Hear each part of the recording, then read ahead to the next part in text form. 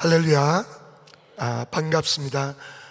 저는 우리 EM을 섬기고 있는 김황신 목사입니다. 우리가 느끼든지 못 느끼든지 우리 모두는 믿음의 신앙의 경주를 하고 있습니다. 그래서 우리는 예수 그리스도를 목표로 삼고 하나님이 주신 부르심에 합당한 삶을 살기 위해서 우리는 다 경주를 하고 있습니다. 우리의 목적은 이 땅에서 잘 사는 것이 아니라 이 땅에서만 성공을 이루는 것이 아니라 우리가 하늘나라 들어가서 예수님을 만나서 내게 충성되고 순종하고 귀한 삶을 살았다는 칭찬을 받으며 또 그분이 우리에게 예비하셨던 그 상급을 받는 것이 우리의 인생의 목적인 줄로 믿습니다. 그리고 우리는 살아가면서 내 삶을 주님 앞에 드리고 복음을 위하여 완전히 헌신할 때 하나님께서 나를 사용하셔서 예수 그리스도의 이름과 복음 전파를 위해서 마음껏 쓰임받도록 내어드리는 삶이 진정으로 고귀한 삶이요 가치 있는 삶이요 하나님이 기뻐하시는 삶이 되시는 줄로 믿습니다.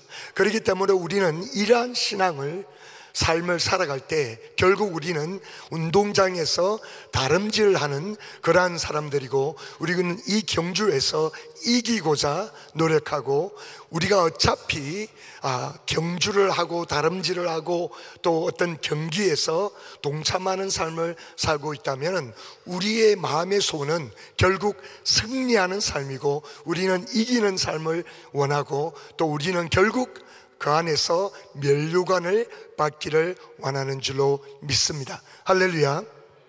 이 세상에 사는 사람들도 다 나름대로 경주를 하고 있어요. 다 나름대로 절제를 하면서 이기는 삶, 성공적인 삶을 살려고 부단히 노력을 하고 있습니다.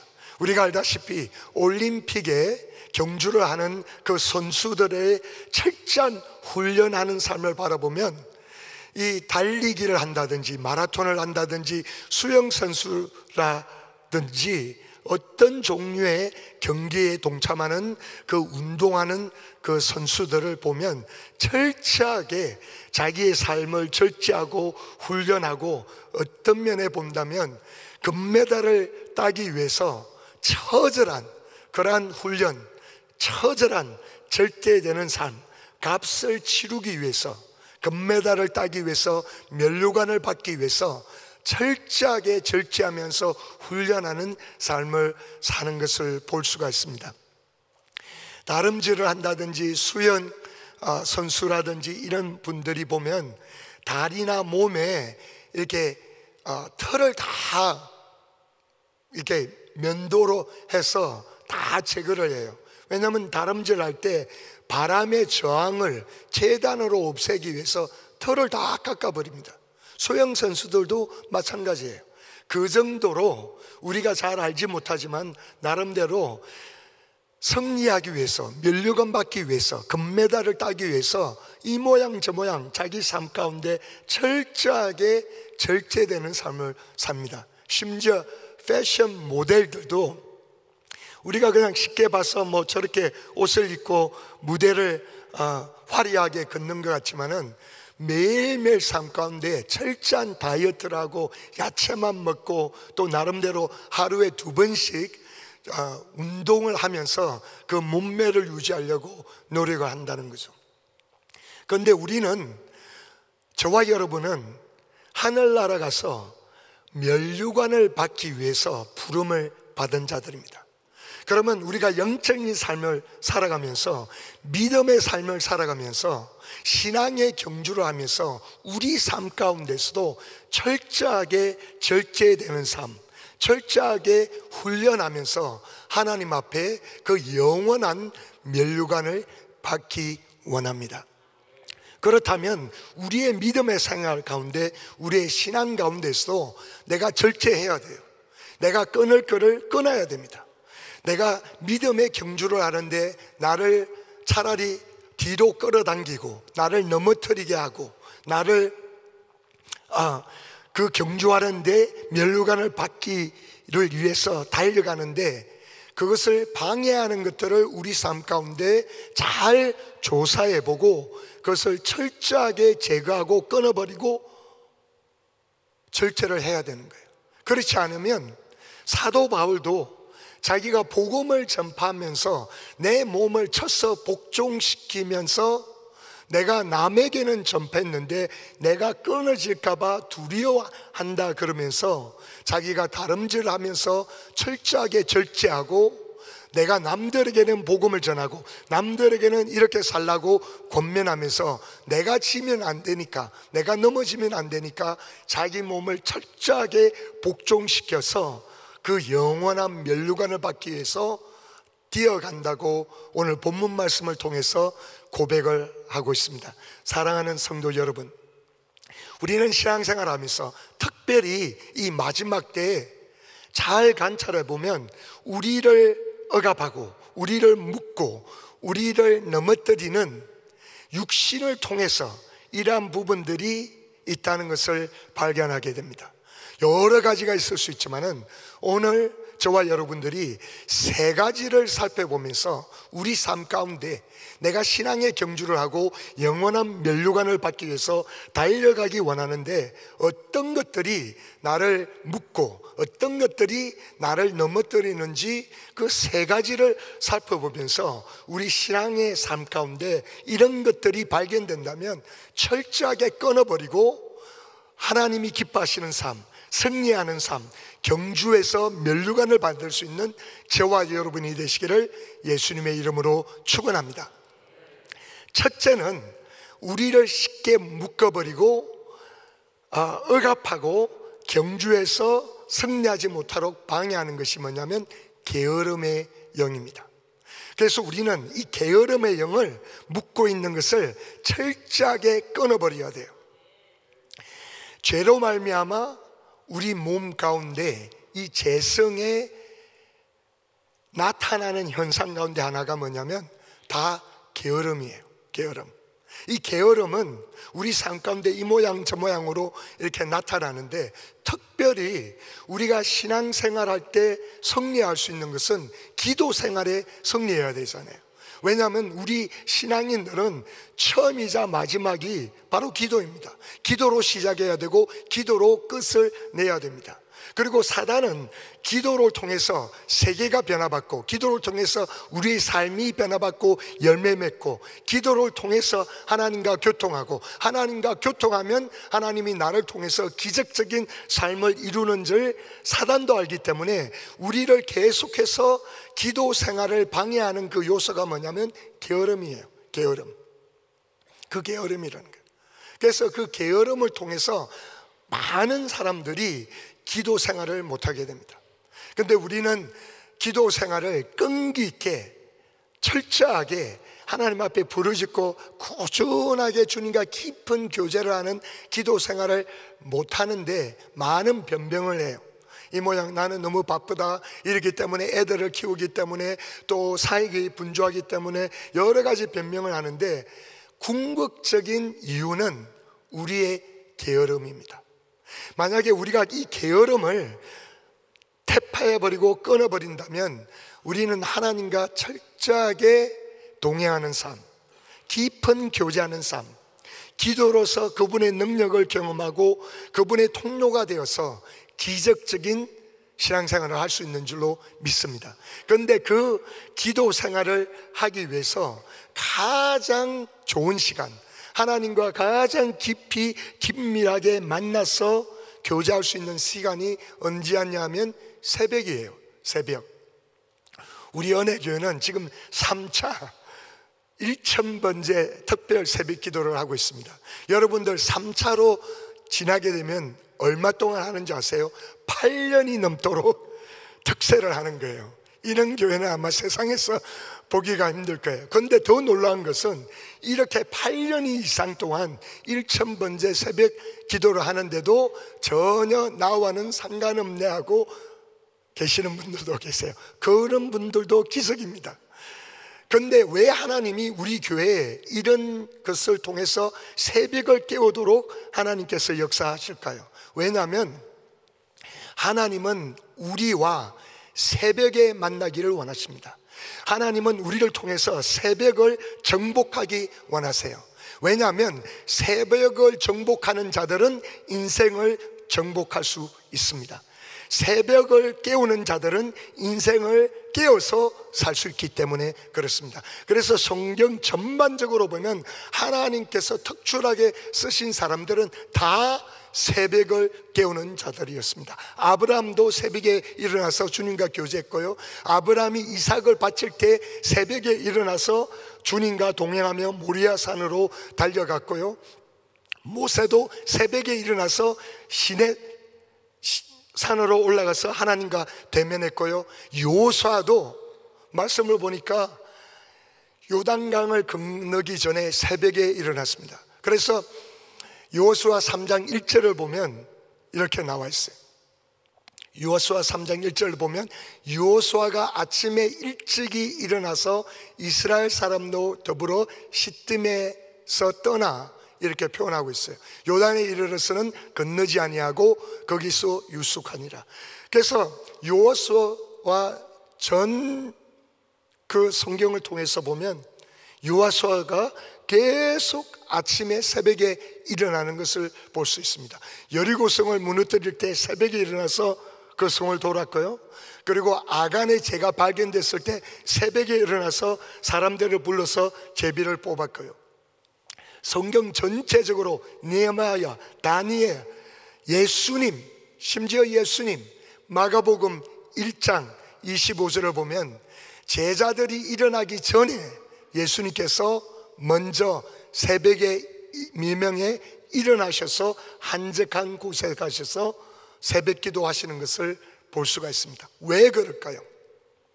왜 하나님은 특별히 새벽에 아침을 깨우기 원하실까요? 그 이유는 우리의 육신의 정욕, 우리의 육신의 게으름, 우리가 육신대로 이끌려서 살아가는 것을 철저하게 아침에 하루를 시작할 때 그 24시간 주님을 주기 위해서 첫 시작이 바로 육신의 정욕을 깨뜨릴 수 있는 것이 바로 새벽입니다. 왜냐하면 좀 더 자자, 5분만 더 자자, 30분만 더 자자, 조금만 더 자면 좋겠다, 육신 다 피곤해요. 새벽에 일어나는 것이 쉬운 사람이 아무도 없습니다. 저도 하나님께서 은혜로 새벽을 훈련시키셨는데 새벽에 일어날 때 지난 20년 동안 일어나면서 하나님 앞에 주님 감사합니다, 할렐루야 하고 일어난 새벽이 5손가락에 듭니다. 주여 긍휼을 베풀어 주시옵소서. 새벽 기도는 누가 만들었나? 오늘도 이런 날이 대부분이었지. 그때 육신의 정욕과 육신의 소욕과 육신이 원하는, 몸이 바라는 것과 싸워서 새벽에 일어날 때 벌써 거기에서 승리하게 되고, 그것을 통해서 하나님, 나는 주님이 필요합니다, 하나님의 얼굴을 봐야 됩니다, 하나님 없이는 살 수 없습니다, 나는 육신의 소욕을 깨뜨리고 영적으로 살기 원합니다의 표현이 새벽에 일어나기 때문에 하나님께서 우리 그 마음의 자세를 존중히 여기시고 기름 부어주시고 승리하게 하시는 줄로 믿습니다. 새벽을 정복하는 자가 인생을 정복할 수 있습니다. 할렐루야. 그리고 출애굽기에 보니까 하나님이 하나님의 백성들을 출애굽하고 난 뒤에 광야에서 두시면서 훈련을 시키시는데 만나가 새벽에 내려왔습니다.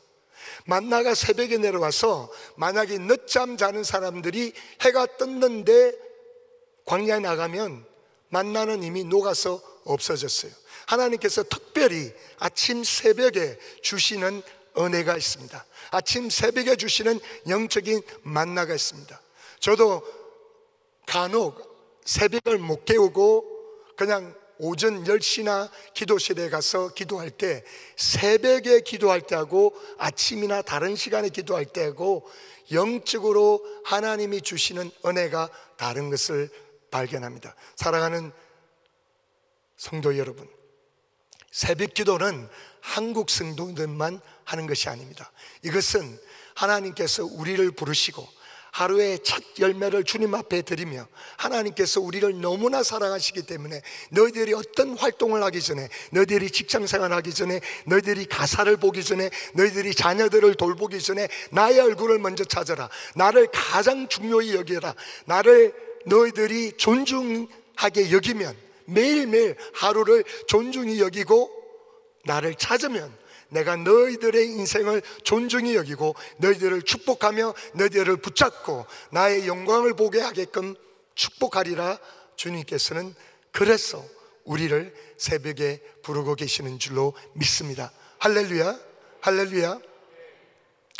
제가 우리 2세들을 섬기면서 EM 목사로 한 목사님께서 부르셔서 섬기게 될 때 9년 전에 가장 처음 가서 먼저 한 것이 새벽 기도를 시작한 것입니다. 2세들 가운데 새벽 기도하는 교회가 많이 있지 않잖아요. 그런데 새벽 기도를 제일 먼저 했던 이유가 내 자신을 위해서고, 내가 담당 목사인데 새벽에 안 나오면 성도들한테 무슨 새벽 기도 하자고 말을 할 수가 없으니까 첫째는 나를 위해서고, 그 다음에 우리 2세들도 새벽을 깨우는 그러한 영성을 여러분들로부터 배워서 새벽을 깨우는 자가 하루를 승리하고, 하루를 승리하는 자가 1년을 승리하고, 1년을 승리하는 자가 평생을 승리할 수 있기 때문에 이들을 기도하는 사람으로 만들기 위해서 새벽 기도를 시작했습니다. 1명 나오고 2명 나오고, 하나님 접어야 하나요? 그런데 누군가 선포한 말이, 기도 안 하는 온 민족보다 기도하는 한 사람이 하나님 앞에 더 중요하다는 그 말을 기억하면서, 하나님 한 명이라도 새벽에 나오면 새벽 기도 접지 않겠습니다. 그래서 오늘날까지 끝까지 새벽 기도를 하는데, 요즘은 우리 2세들도 이전보다 훨씬 더 많이 나와서 본인들이 고통스럽든지 본인들이 어떤 모양이든지 나와서 기도하면서 그 기도 체질로 변화되는 것을 바라보며 하나님께 영광 돌리고 있습니다. 할렐루야, 할렐루야. 우리를 묶고 있는 게으름의 영, 우리는 핑계할 수 없습니다. 게으름뿐만 아니라 또 우리 기도 생활을 방해하는 것이 분주함인데, 사실은 분주함을 잘 검토해 보면요, 게으른 사람들이 분주해요. 왜냐하면 삶에 체계가 없는 거예요. 계획이 없어요. 게으르니까 미루고 하다 보니까 급한 일들이 계속 삶에 겹치니까 분주해져서 기도 생활을 놓치는 거예요. 그래서 게으름과 분주함은 같이 갑니다. 정말 부지런한 사람들은요, 미리 계획하고 삶의 짜임새가 있기 때문에 분주함의 핑계로 기도 생활을 놓치지 않습니다.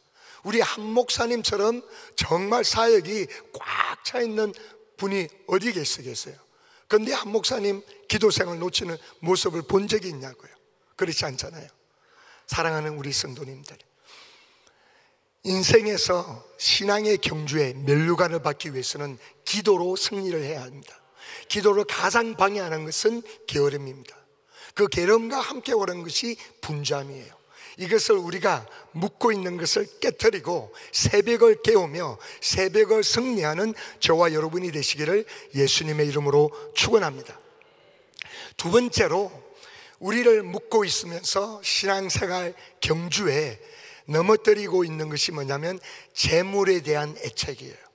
재물에 대한 애착을 우리는 끊어버려야 됩니다. 특별히 미국에 살고 있는 많은 신앙인들은 재물에 대한, 물질에 대한 애착이 특별해요.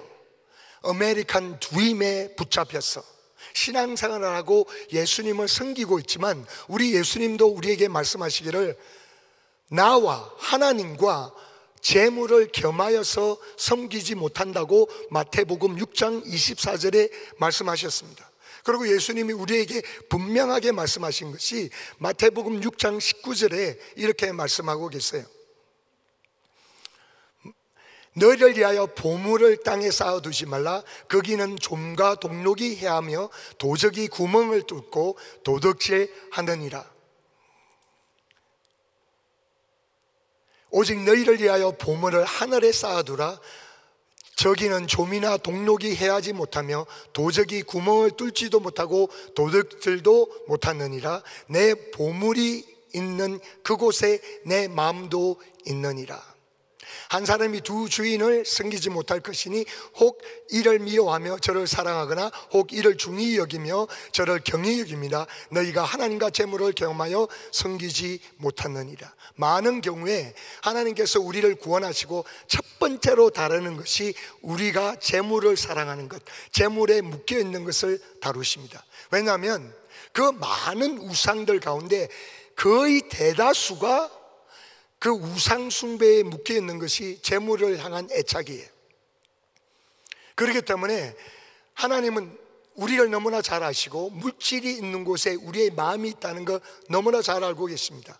우리가 돈을 어디에 사용하느냐에 따라서 우리의 사랑이 어떻게 표현되는지 바로 나타나요. 사랑은 눈으로 보이지 않습니다.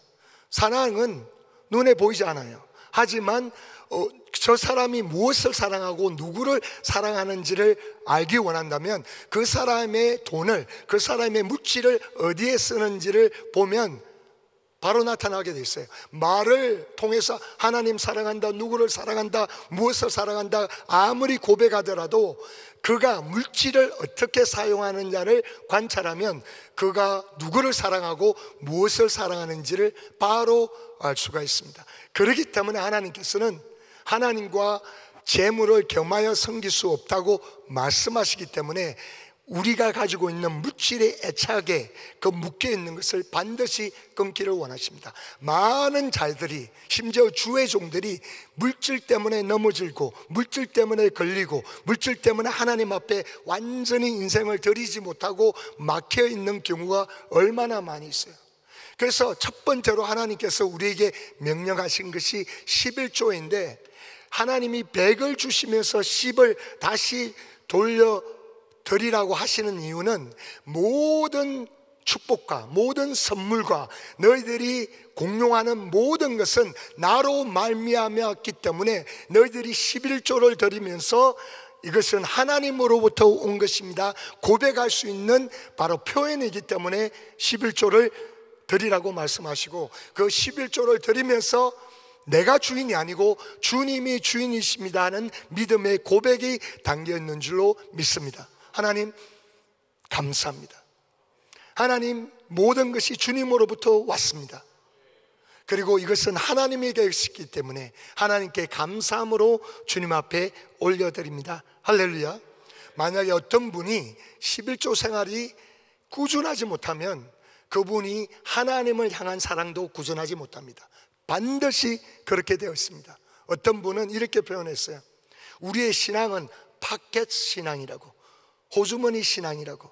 여러분들의 호주머니를 어떻게 다루는가에 따라서 하나님의 어떻게 취급하는 것이 동일하다고 표현을 하고 있습니다.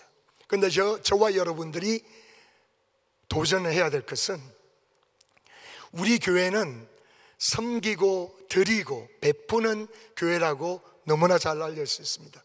하나님께서 세계 선교를 통해서 엄청난 열매를 거두게 하신 이유 중에 하나가 우리는 물질의 노예가 되지 않았고 우리는 오히려 물질을 노예 삼아서 하나님의 목적과 하나님의 일을 이루도록 사용하는 줄로 믿습니다. 할렐루야. 그러한 영적인 야성을 우리는 계속해서 유지하고 심지어 다음 세대까지 그것을 계승해 줘야 되는 줄로 믿습니다. 할렐루야. 그래서 이것을 프랙티컬하게 하나님 앞에 드리기 위해서는 저와 여러분이 도전받기 원합니다. 그것은 바로 뭐냐면 11조뿐만 아니라 그 이상으로 드리는 거예요. 복음을 위해서, 선교를 위해서, 이스라엘을 위해서, 가난한 이웃을 위해서 11조뿐만 아니라 하나님 앞에 더 드리기 시작하면 하나님께서 놀랍게 물질로부터 자유한 삶을 살도록 축복해 주실 줄로 믿습니다.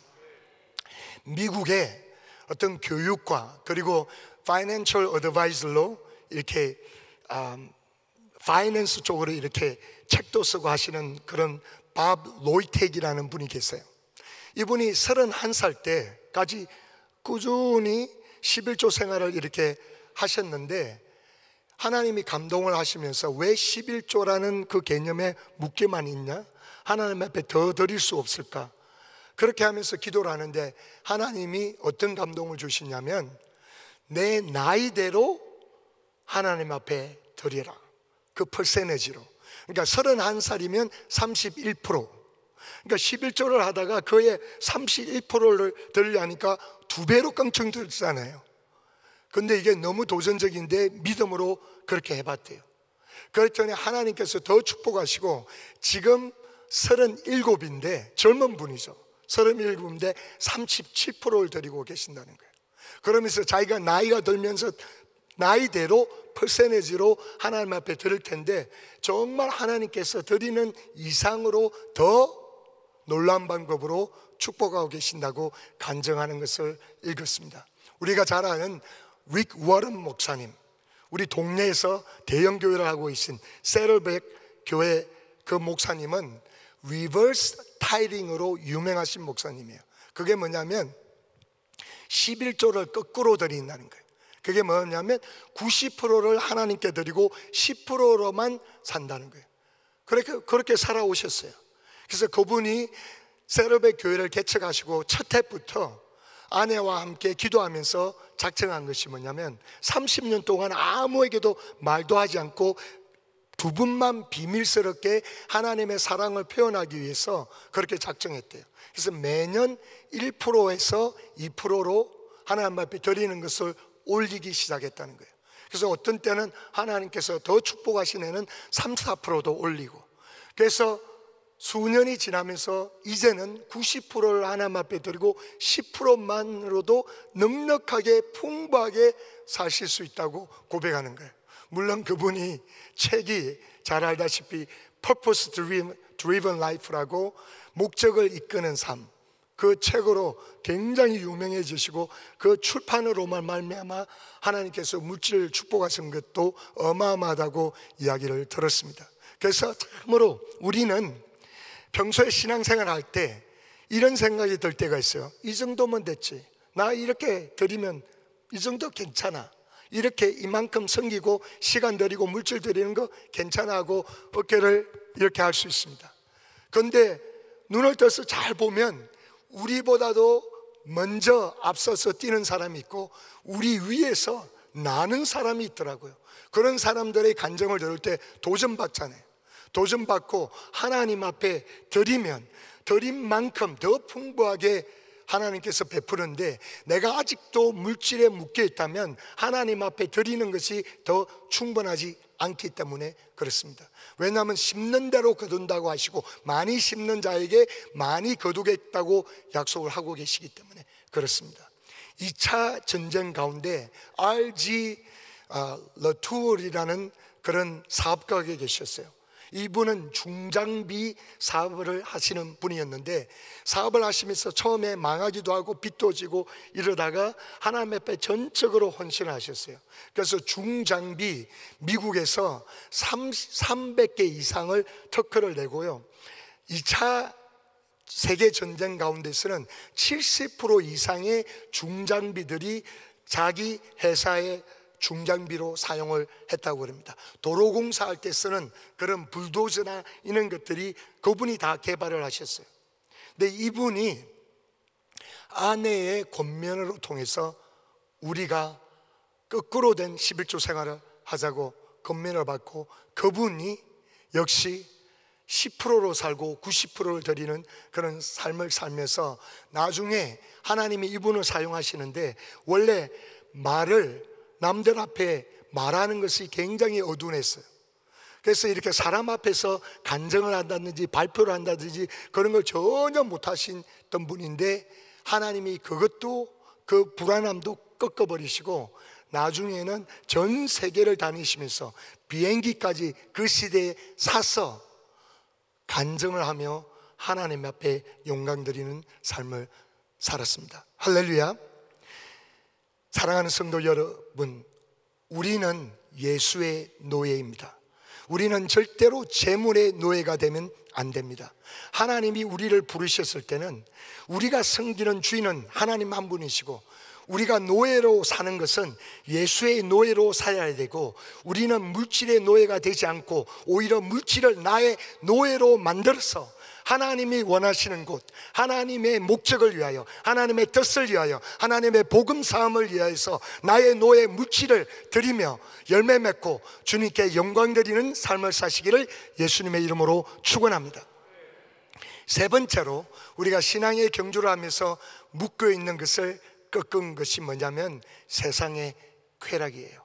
아마 이 세 가지 중에 우리를 묶고 있는 게으름 모양, 우리를 묶고 있는 재물에 대한 애착, 그리고 우리를 묶고 있는 세상의 쾌락 중에 아마 이 시대에 예수를 믿는 사람을 가장 묶고 있는 것이 세상 오락, 세상 쾌락, 미디어일 겁니다. 이것은 공개적으로 말을 많이 하지 않지만 얼마나 많은 사람들이 전 세계적으로 스크린, 아이폰, 아이패드, 랩탑, 컴퓨터, TV 이런 것에 묶여서 제대로 신앙생활 하지 못하고 하나님과 교제하지 못하고 영적으로 눌려있고 그런 경우가 얼마나 허다하게 있는지 몰라요. 너무나 많은 사람들이 묶여있기 때문에 노골적으로 공개적으로 말을 안 해서 그렇지 개개인적으로 삶을 살펴보면 이 스크린 때문에, 스마트폰 때문에 신앙생활 게을러서 팬데믹 가운데 얼마나 많은 사람들이 집에서 묶여서 넷플릭스, 유튜브, 영화 이런 것을 보면서 그냥 처져가지고 살고 있는 사람이 얼마나 많은지 모릅니다. 우리 젊은 세대들, 여러분들 자녀들, 제 자녀들 또 이 부분에 얼마나 묶여있는지 몰라요. 미국 사람들이 평균 스크린을 보는 시간이 7.8 시간이에요. 7.8 hours. 잠자는 시간하고 마찬가지예요. 우리가 8시간을 자야 충분하게 피로회복을 한다는데 은혜 교회 다니시는 분들은 8시간 잘 수가 없죠. 근데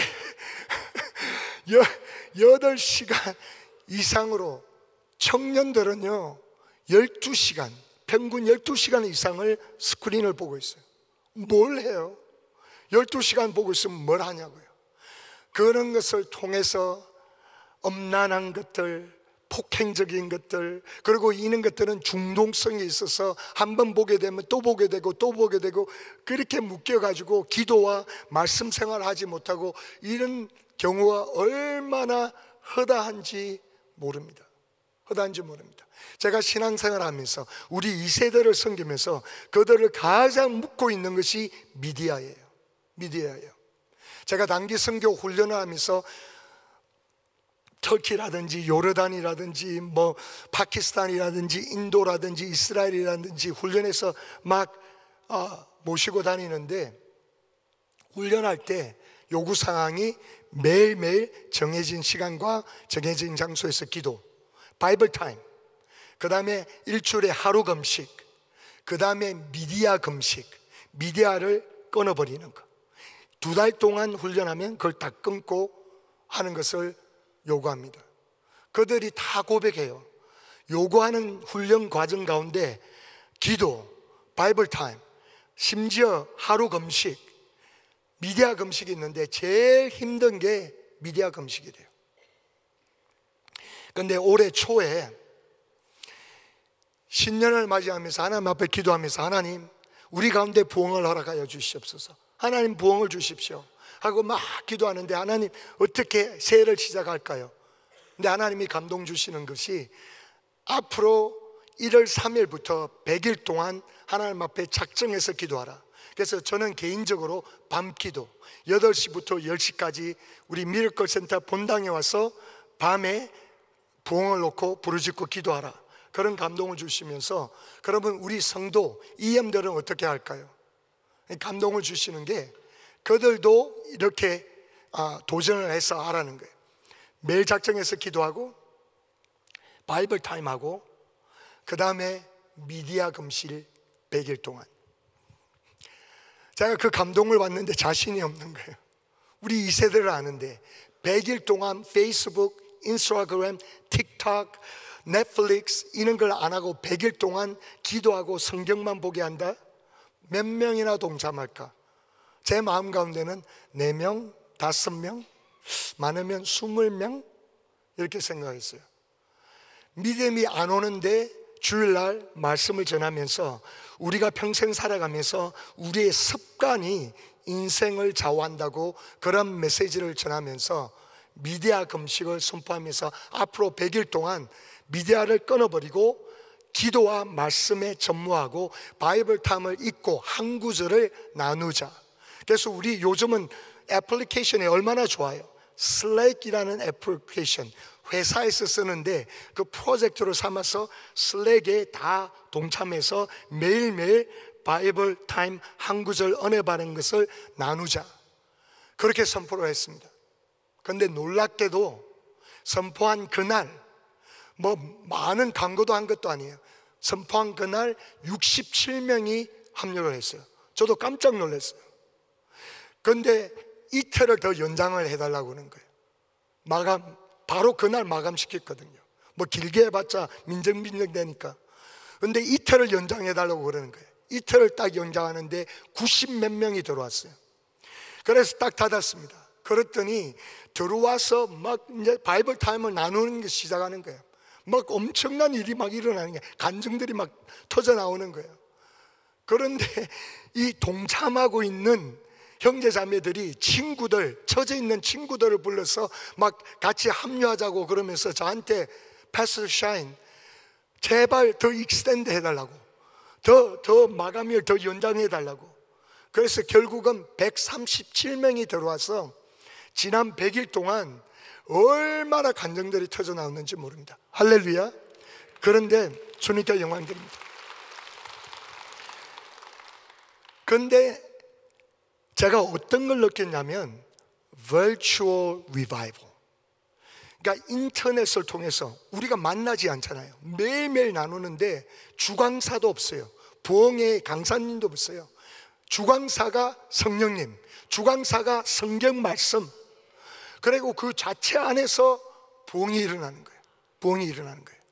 그런데 100일이 지금 지나고 그들이 미디어로 싹 다시 돌아가는 사람들이 있는데 벌써 옛날로 돌아가는 거예요. 그만큼 미디어가 우리의 신앙 경주를 묶고 있습니다. 사랑하는 성도 여러분, 여러분들의 스크린 타임은 어떤가요? 여러분들은 하루를 지나면서 무엇을 보고 있는가요? 아동복지기관에서도 이러한 발표를 했습니다. 태어나서 2살 때까지 부모님들이 애들 키우기가 힘들고 또 자기들 일을 해야 되니까 그 갓난아이들한테 스마트폰을 줘요. 그런데 그들이 연구 결과가 2살 전에 스마트폰 같은 걸 애들을 보게끔 하면 발달장애가 일어난다고 scientifically 발표를 했습니다. 그러니까 이 미디어가, 스크린이 우리를 방해하는 것이 한두 가지가 아니에요. 그런데 신앙인들에게는 우리의 기도를 해치고 성령 충만을 해치고 그리고 육신의 소욕대로 따라가는 그런 삶을 살게끔 유혹하는 것이 바로 스크린이에요. 왜냐하면 내가 눈으로 보고 내가 귀로 듣기 때문에, 내가 눈에 보이는 것대로 행하게끔 되어 있기 때문에. 사랑하는 성도 여러분, 우리가 천국 갔을 때 주님을 만났는데 내가 너를 위해서 저 땅에 있을 때 너를 위해서 예배한 것들이 얼마나 많았는데, 너를 통해서 나의 복음을 위해서 쓰고자 했던 계획들이 얼마나 많았는데 너가 스마트폰 보고 있으면서 하루에 몇 시간을 낭비하는 바람에 내가 너에게 원했던 그 축복의 통로로 사용할 수 없었다. 그 말을 듣게 되면 얼마나 애통할 거냐고요. 얼마나 애통할 거냐고요. 저는 하나님의 은혜로 지난 14년 동안 미디어 금식을 하고 있습니다. 14년 전에 제 둘째 딸이 태어날 때 병원에서 결단했어요. 왜냐하면 미디어가 계속 저를 걸림돌이 되더라고요. 그래서 입모양 저모양 다 해봤어요. 하나님 앞에 결정한 것이, 하나님, 오늘부터 주님 오시는 날까지, 제가 천국 가는 날까지 미디어 금식하겠습니다 하고 선포했습니다. 그것이 14년 되었어요. 제가 신앙생활하면서 몇 가지 하나님의 은혜로 잘 결정한 것들이 있는데 그 중에 하나예요. 절대로 후회하지 않습니다. 절대로 후회하지 않아요. 주의 종들의 가장 큰 재산은 기름 부으심인데, 미디어를 통해서 나의 기름 부으심이 제한된다면, 흩어진다면 남은 손해잖아요. 그 쓰잘데없는 것, 몇 초의 쾌락을 위하여, 내 눈의 즐거움을 위하여 성령님을 근심케 하고 기름 부으심이 제한된다면 남은 손해죠. 사랑하는 성도 여러분, 이 미디어를 여러분들이 평생을 미디어 금식으로 결단하실 수도 있고, 여러 부분으로 작정하셔서 성령님과 깊이 교제하는 것을 가장 큰 소망을 두시고 믿음의 경주에서 승리하시기를 예수님의 이름으로 축원합니다. 사랑하는 성도 여러분, 우리는 믿음의 경주를 하고 있습니다. 우리가 육신으로 달리기를 하고 있지 않는 것 같지만 우리는 매일매일 영적인 싸움을 치르고 있고, 매일매일 그 하나님이 예비하신 그 멸류관을 위해서 달려가고 있습니다. 그 달려가는 가운데 우리를 방해하는 것들이 있어요. 첫째는 게으름의 영입니다. 그래서 우리는 끊어야 되고, 새벽을 깨우면서 끊어야 되고, 둘째는 물질에 대한 미련과 애착이에요. 그것을 끊기 위해서는 하나님 앞에 믿음으로 도전해서 11조뿐만 아니라 복음을 위해서 찌꺼기를 드리는 것이 아니고 나의 필요한 것을 드릴 때 하나님께서 더 축복하시는 것을 경험하며, 그리고 사단이 나의 눈을 사로잡으며 스크린을 통해서 나에게 주신 그 성령의 친밀하심과 성령의 충만함을 도전하는 그 미디어를 절제하며 신앙 경주에 승리하며 면류관을 받으시는 저와 여러분이 되시기를 예수님의 이름으로 축원합니다.